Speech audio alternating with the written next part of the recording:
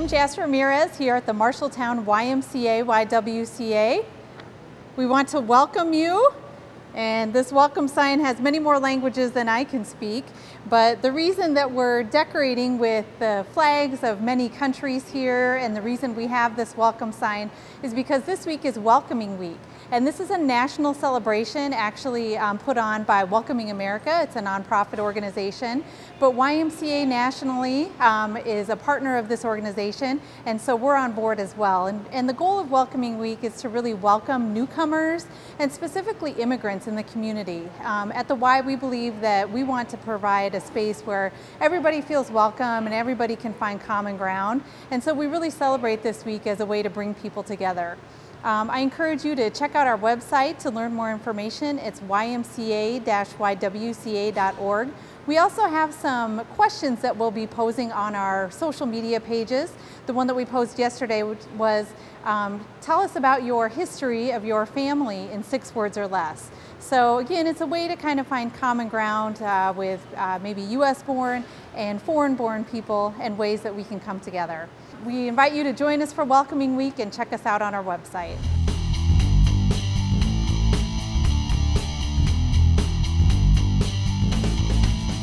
Hi, I'm Lieutenant Weekly with the Marshalltown Police Department.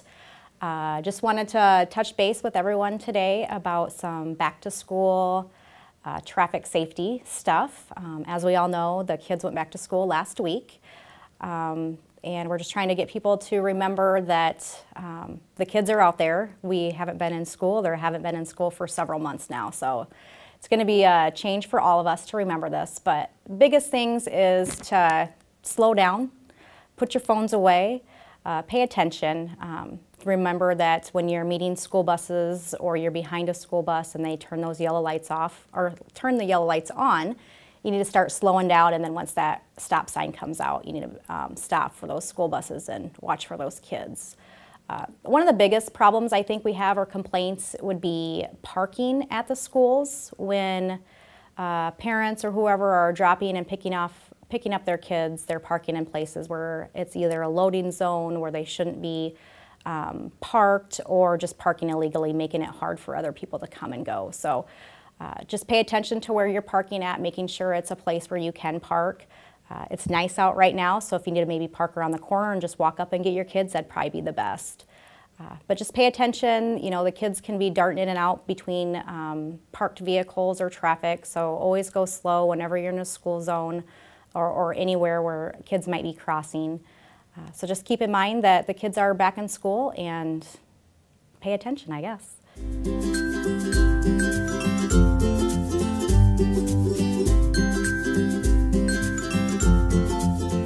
Hi, I'm Joa LaVille, the Youth Services librarian here at the library, and I thought I'd show kids and families what to expect during our walkthrough phase. Things look a little different.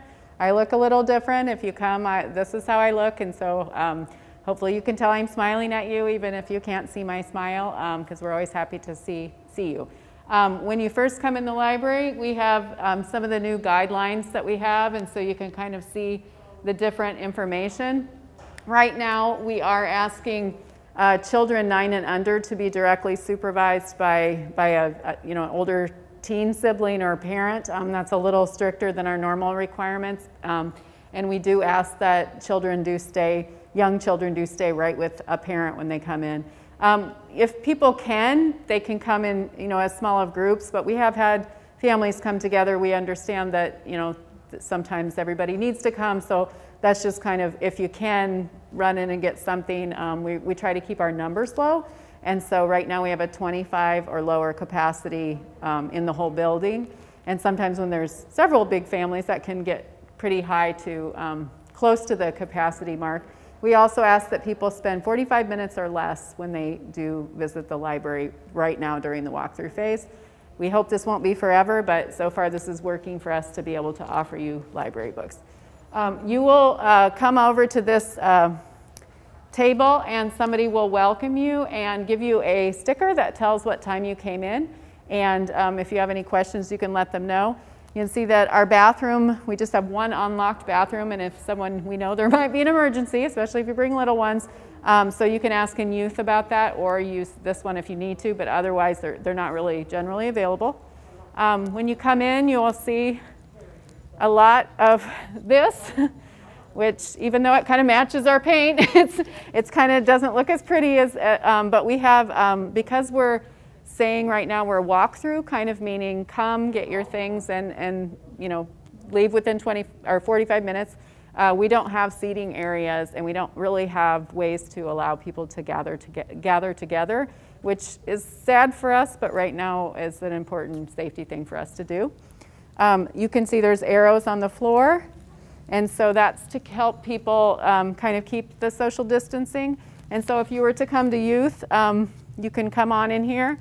We do have a hand sanitizer thing at the front, one here. People are welcome. We keep those full all the time. Here's our youth services desk.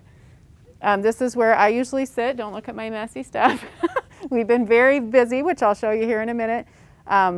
We've been re-tagging and looking at the condition of the entire collection during our closure, so that's made things a little bit messy, but we hope good overall.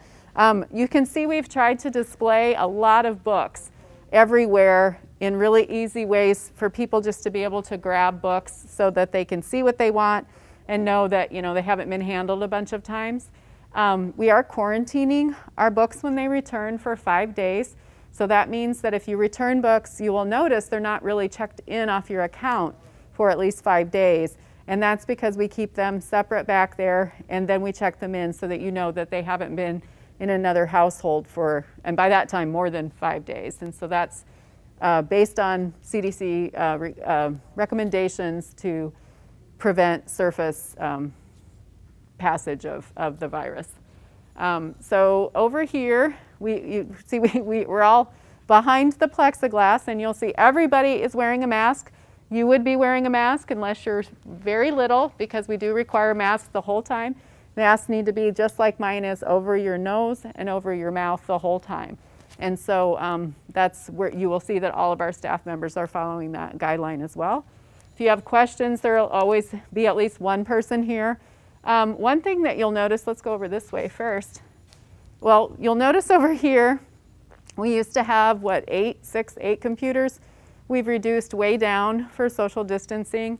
And because of the requirements of everything and the time, mostly people are just kind of using the computers down at information and here to look up information, maybe print something, but not really a lot of fun things going on the computers because we just don't have the capacity anymore for that during this phase. So this is still all temporary. We will be hopefully back to a more normal time soon.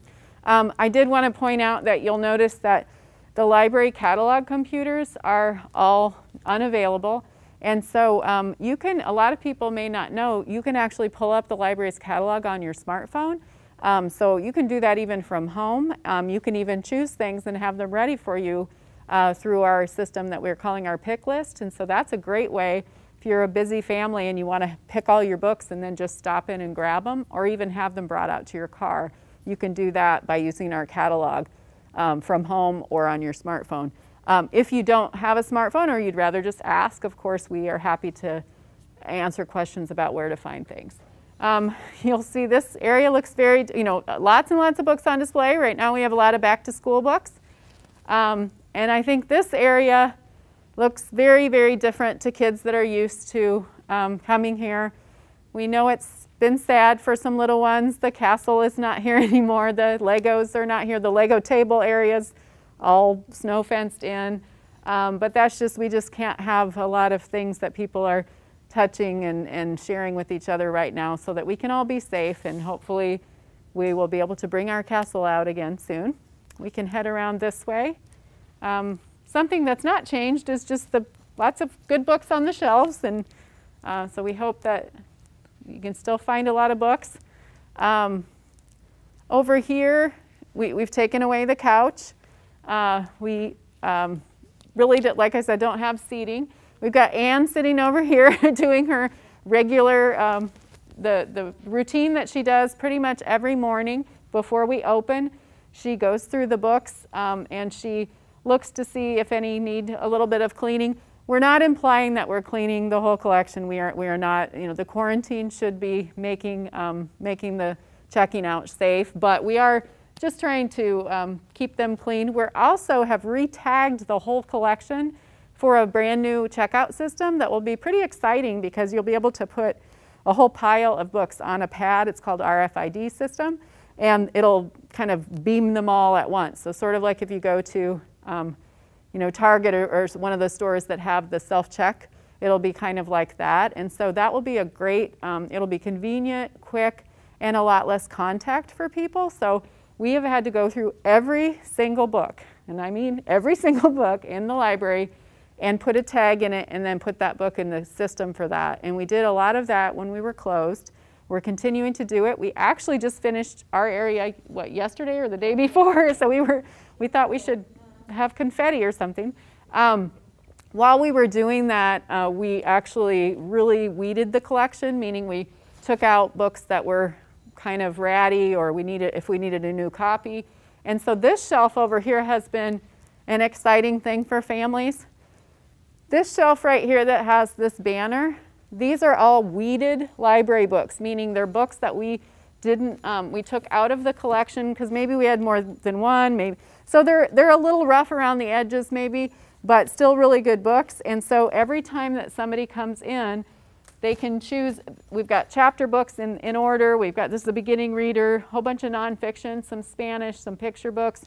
They can choose one book to keep at home every time they come.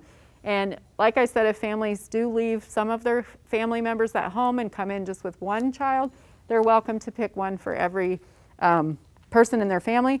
And then they'll know that they don't have to bring it back, because it's got the squiggle from the with, and then it also, of course, the one I picked doesn't have a withdrawn stamp.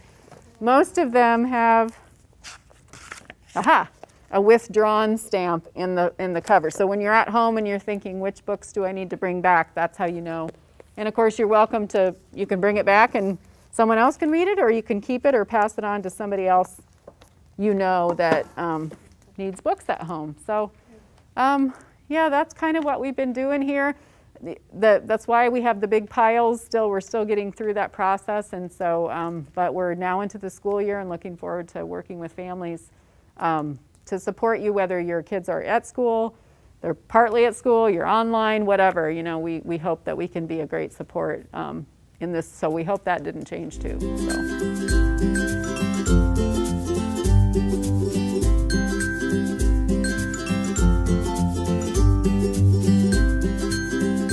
Hi, my name is Pat Thompson. I'm public health nurse from Marshall County, and here we are again at our lovely park that has all kinds of trees down that someday it will look different than this. It certainly looks different than it did before, but we know we'll get past all of this. Who can believe a tornado and derecho and all kinds of things that have happened, but on top of a pandemic. But you know, life is coming. It's going to be very good soon. Well, not as soon as we like, but it will happen, so I promise you that. So it's good to be here today, and I have a guest with me today. Instead of just having to listen to me, I have Robin Carmichael, who is a registered nurse, and I am going to put this a little bit in here. I love nurses. I love talking to nurses. We have some shared experiences, and we have some shared joy in taking care of people and being around people and having that compassion, and we have a love of science, or we wouldn't be here either. We didn't know we loved science until we had to do it, right? That's right. And so, but here we are able to talk, and being with a nurse, it just always makes me feel good. So thank you for being here with me today. Hello. So Robin is the coordinator of healthcare, of the healthcare program at Iowa Valley Community College. And Robin, what does that mean? Well, what I do is I coordinate several programs that is at Iowa Valley. So the Iowa Valley Community College District is from Ellsworth and Iowa Falls to Marshalltown to Grinnell. And the programs that we offer are the Med-Aid Bed Manager for 15 beds and less passing meds, pharmacy, and phlebotomy, which has started yesterday. And then we have the CNA program, but right now with the CNA program, we're unable to get into the clinical situations because all of the nursing homes have closed their doors. So we are proceeding with a health Health Support Professional Program. It is a new program in this area, but I have been on the development of that program, and it actually opens the doors for 80 hours of training, twice the hours of lab, and also the places that people can work. So that it is approved by the DIA for home care. And so when they complete this program, they can sit for the CNA state testing, but they can also sit for another testing, which is the health support professional testing. University of Iowa is using that curricula. St. Luke's in Cedar Rapids is, and also Mercy in Des Moines. So the hospitals are accepting this health support professional also. So we started that training. We actually have 6 classes rolling right now, from Ellsworth to Marshalltown to Grinnell. And so far the students are really enjoying the class. We are going to proceed with our labs in a face-to-face situation. Our classes are in the classroom and on face-to-face, whatever the high schools have set up. But I have several very qualified RNs that are providing great training for this program. So it's a very important program, and it brings more people into taking care of people. Yes, and the piece that we don't have to compete with is it does not require a clinical piece. There is 80 hours to this program and not just 75, but it opens the doors to public health and home care and hospitals that CNA did not open the doors for. So that's great. And we do know that we need that level of care, because we have lots of people to take care of. Yes. Right? Yes. And we also know it's very, very important part of the team, isn't it? That's right. And I'm not saying that we've totally gotten rid of the CNA program. As soon as our facilities in nursing homes reopen, because that clinical piece is very important also, we will be running the CNA program this spring, but we're also going to be running the advanced CNA program, which is a complete hospital component in addition to the CNA. Okay, so very important work. And we get to work with them too as nurses, don't we, as registered nurses? Yes, I love working with students. Yes. And I have been educating for over 13 years with the CNA program and developing the programs. So I actually am teaching at the Marshalltown High School right now. I have 2 classes that are split into 4 for labs, and so I've got a lot of students. You do, and it's kind of a privilege too, isn't it, to be a mentor to young people and helping them see what they can do to take care of people? Yes, I worked at Job Corps for 9 years, and so my big thing was developing jobs for them. So when my students leave this program, they're going to leave with a resume, a portfolio, and a position, because I know so many facilities that want them. I have facilities calling me for them already. So we're going to place them in jobs. We're going to help them get a job. Exactly. Yes. We also want to say that our long-term care facilities are, restricting people into their buildings in order to be safe from the coronavirus. And it's very important. Yes, but they need qualified workers right now. Yes. Because they're under a waiver and they're accepting people to come into their facilities that are not quite trained well. But right now the waiver has stopped. They either have to take the state testing or get into a program. And so I think that I know the facilities are going to be extremely pleased with the outcome of the people that are in this health support professional class. Well, actually take some load off of them, because they'll know the capability of the people that are coming in, and they won't be having to do, when you have people that, and we always appreciate the people that are working. Yes. Yes. We want to make sure we say that, but also it's more of there's more of a responsibility, because we want to make sure, and to make sure we know that they're taking good care of people like we want them to. Exactly. The RNs in our facilities right now are trying to do a lot of the training themselves and to assist to make sure everybody's doing it right. And they're going to be very pleased with the people that are coming in that have that extra training. It'll help them a lot, won't it? Yes, it'll take a big thing off their plate. Exactly. Right. So we've always appreciated all the people that have been working. Everybody is working so hard, from our dietary and housekeeping, and when they came out and said the nurses are the heroes, I think anybody into healthcare right now from our ambulance personnel and our police officers, right on through to everybody that works in all of our facilities. Everybody right now is needed and is very much appreciated. Yes, and works very hard. Yes. We know that. We've been there. Yes. We know that. So, well, I know that you're involved with planning to actually keep your students safe at MCC or at Iowa Valley Community College. And can you tell us a little bit about what's gone into that? Well, we received permission when everybody else was shut down to have our CNAs that were training at the college because they're frontline workers.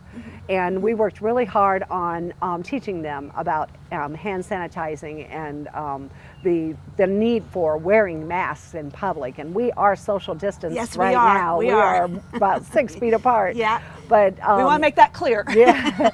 But we truly need people to understand that even though it's been summertime and people have been outdoors, that this COVID virus is just as deadly today, if not more, because we have more infections out there, that we need to be very persistent on wearing our mask and washing our hands and getting our clothes off when we get home and washing our clothes. Take your shoes off at the door, don't wear them through the house. And I tell my students all the time, if you're going to work, don't go to Walmart or the Casey's before you go to work. Have everything ready the night before. But when you come home, please go home first and remove your clothing from the nursing home that you wore and wash your hands and then change your clothes and then go to the grocery store. It's not like it used to be where you hit the grocery store or the food restaurants on the way home. Things have changed and we need to change our mentality with this and keep people safe. You may be the carrier and you don't want to make other people sick. So we need to be very diligent on what's going to be happening this fall, especially since the flu season is coming into effect also. It is. So thank you for that. Yes. Go public health, go coronavirus, continue your same practices that started with, that helped. We need to have you keep doing that, don't we? I'm giving flu shots tonight at Hy-Vee. Are you? Yes, Good for you. a drive-through, Well, as nurses, we need to volunteer. Yes. So that's what I'm doing for my volunteer work. Yes. And I'm getting my flu shot tonight. Yes, good for you. It's not too early to do it. It is not too early. I want to say that. Yes. Now is the time. As soon as vaccine is available is when you're supposed to start getting it. In the past, people would say, well, I want to wait closer to the one it's a bigger chance of getting it. Or, This year you don't want to wait. We don't want to wait. And that's actually changed a long time ago, but we have to get past that thinking. Yes, we have to get past that thinking. Get your flu shot. It lasts all year. Yes. There's no reason not to. And then you're done. You don't have to think about it. Right. Flu is here all year round, but you have a greater chance of being exposed when you're in closed contact places like we are right now. Exactly. So, And make sure you have a mask. All right, as long as it's 2 materials thick that you have over your nose and mouth, not just over your mouth, but make sure that it encompasses your whole nose and mouth situation because you need to be extremely safe on this. Yeah. And the reason why we wear the mask is to protect everybody else. You wear your mask to protect me. Yes. And so, it's kind of backwards. In many ways, we're thinking we're wearing a mask because I'm not afraid of you. I'm not concerned that I'll get any virus from you. Thank you. You had a mosquito. Sorry. It was hard to watch. But anyway, and we don't want mosquito bites. We know that. Yes, so, exactly. So anyway, so the idea is that it's actually when you wear your mask, you're taking care of me, and I appreciate that. Thank you. Yeah, it's almost like a reverse isolation. It is. So we're protecting others from me. I've been around people now, and so when I'm around my grandkids, I have my mask on, and I made masks for all of my grandchildren. And I tell them, if you're going to the store with me, I need you to have your masks on, and they don't argue, and they've done really well at school. Yes. Great. Yes. And it's the schools are working hard to keep kids safe, as we know. Everybody is. So, everybody's working hard. So keep it going. Yes. Because we're not done yet. No. And I've said that many times. And now's when we really need you to stick with it because it's hard. It is very hard to think about doing that. Yeah. And we don't want to, but we do because it's the right thing to do. Correct. That's the right. When you get it, You know, and you get sick like that, it's too late. You've already got it, and you've now compromised your immune system, and you could have done damage to your body that will affect you the rest of your life. Because it's all unknown, isn't it? Yes. We don't know. Exactly. Yes. But the thing about it is, if you infect somebody else that has a low immune system, or someone who is elderly, and even the children, I mean, they're not immune to this. You know, it could take their life, and that's too late. It's too late when they have it. And I want to remind people too that I know people, because I've had people say, well, I don't know anybody that's had it. I do. I do too. Yes. And young people that that are healthy get it, and they get sick too. And then I even had a person say to me, oh, I was kind of iffy about it, and he says, now I believe. Okay. So I have a cousin in New York, and he said everyone he knows in New York has lost somebody, not just been exposed, but lost someone, a death in the family, and it was devastating. And this could easily happen to Iowa too. Yes. So we have to, we just can't say it enough, even though we say it a lot, and we get that, but just keep it there and keep it on the front, because it can kind of fade back, and it's still very important. Yes. So I want to say something about contact tracing, okay? So in order to avoid becoming a contact, you need to stay 6 feet away from somebody. And Robin definitely knows this, and I know Craig has heard it plenty of times, so he knows it too. And you have to stay 6 feet away, please, because that is the question that is going to be asked if someone has coronavirus, and they'll say to that person when they're doing the interview, and it most likely will not be me because it's being done by the state here for Marshall County and lots of other counties, and they're going to ask, who were you close to for closer than 6 feet for more than 15 minutes at a time? And 15 minutes, I'd say just don't get close. But you know, that's the questions asked. Yes. And then they're asked to have names so that they can contact the contacts that are closer than 6 feet. Yes. And ask, and you know, it's a recommendation. It's that because you're taking care of everybody else, that you stay home, quarantine 14 days. And 14 days is a long time.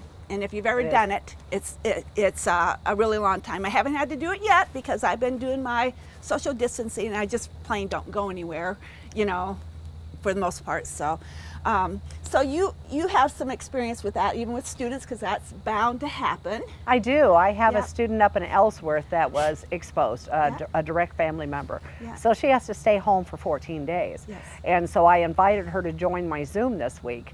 Even though we're down here in Marshalltown, our programs are running about the same time, and so she's going to be joining me tomorrow to get caught back up with her class, and then we'll adjust the labs. I mean, we're very adjustable. This is desperate times, and it takes desperate measures, and everything is workable, and we need to have instructors who are willing to adjust. And as nursing, we all know that we can adjust, and we have, you know, it's not just the sympathy for the student.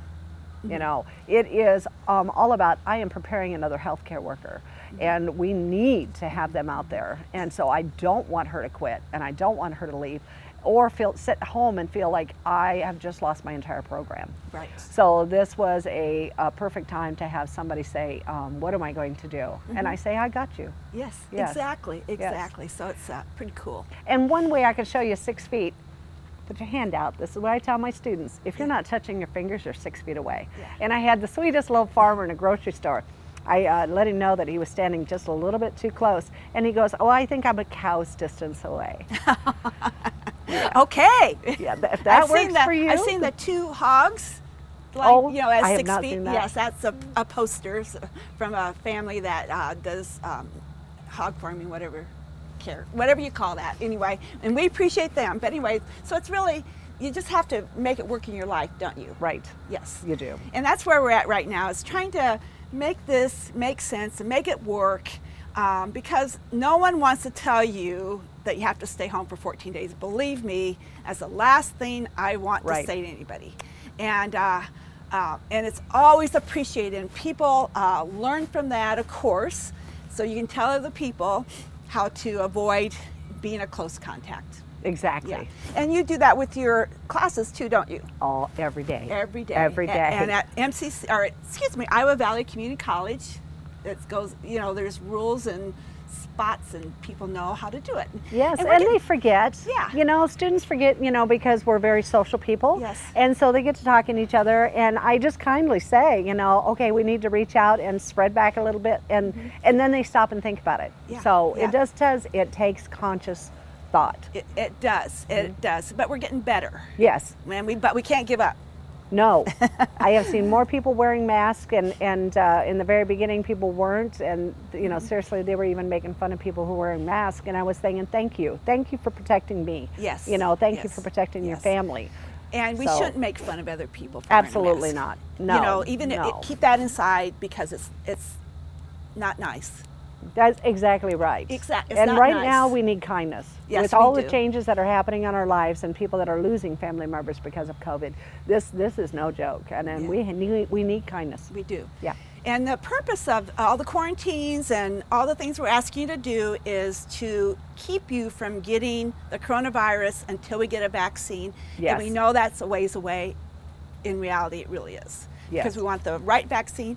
And it's not going to come immediately to every person at the very same time. It's going Right. to come out in stages because that's how it's made. And Just like H1N1. Exactly. And I lived through that, and you did too. Yes, I did. Yeah, so it's just part of the whole thing that we have to do, and we will. Yes. And someday this vaccine will be part of this antigen in the vaccine will be in all of our vaccines. We know that. Yes. In fact, one of the things is we know that we will need 2 shots in the beginning to get it yourself built up because it's so novel that none of us have Immunity. any immunity at all. Back Exactly. when H1N1, my age group really weren't the first groups. Healthcare I was, but age group I wasn't, because throughout that long life, we'd been kind of exposed to other types of Yes. antigens or, you know, viruses like that, which helped protect us a little bit. Yes. And so we weren't the first ones. Well, now none of us have protection. Right. So now we have to get everybody 2 vaccines. So please, when you have your first one, get your second one. You would not go to the doctor and take half your medicine. Right. You would get the second one, or you take it as you're supposed to. And you don't stop your antibiotic halfway through. Right. Yes. You know, that all that stuff. Exactly. So you end up get your second one because that's how you get your protection. Yes. Okay. So that's my COVID announcement for this week. How's that sound? Wonderful. Yeah. So anything else that you'd like to say that we can support? Can we support you at MCC? Are some sports things going on? And you know, I know that's not what you're part of, but MCC is still trying to have a normal life. Yes. Yes. You are, with precautions. I was standing in the hallway when the roof came off in that derecho. Yeah, but yeah. They've got the roof back on. They've got I hear them working a little bit. We are putting in new equipment into the rooms with the technology. So there's going to be a lot of changes at Iowa Valley. So I didn't know that happened. Yes. Oh my. Yes, we lost the roof in one section, one hallway, 500 hallway. Okay. Yeah, and it Okay. just happened just like that. You Yes. know, just like all the tornadoes and things. Who knew? But I just want the facilities to know that we are supporting you. We're thinking of you a lot. Yes. Yeah. You know, if you need training, you need a program, you just call me at Iowa Valley, and we can individualize some programs for you. We have done that, and we're doing that right now for some facilities. So right now I am going to have 3 medication aid programs going. I have 2 going right now, and I'm going to have another one going here very soon. So we just need to continue to support each other and get you what you need for this fall. Yes, exactly. That's the goal. Exactly. Get us prepared. Yes. Yes. Well, we appreciate everything, Robin, and thank you for coming today to share what's Thank going on with you. the programs. And we'd love to have you come back again. I would be happy and tell to. us and talk about how things are actually going too. Yes. Okay. I'd be happy to. Okay, great. Thank Well, you. thank you very much. Until next time, bye.